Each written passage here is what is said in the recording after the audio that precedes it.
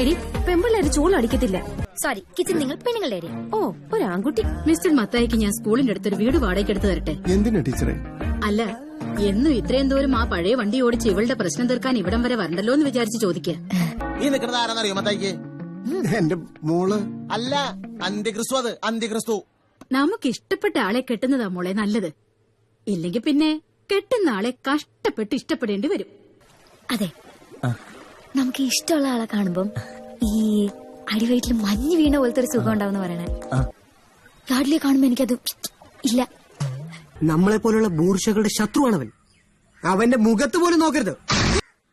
എനിക്ക് വയസ്സറിയിച്ച കാലം മുതൽ അവനെ എനിക്കറിയാം. വയസ്സറിച്ചാലും കുറച്ച് ചാണകം എടുക്കട്ടെ?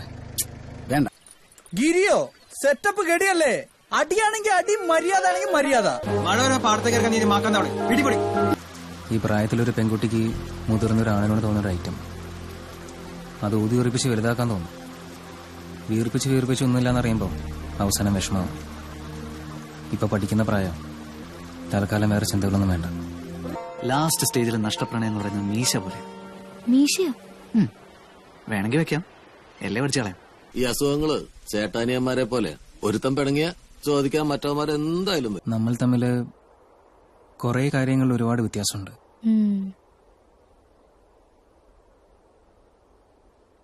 പക്ഷേ അതൊന്നും എനിക്ക് പ്രശ്നമല്ല.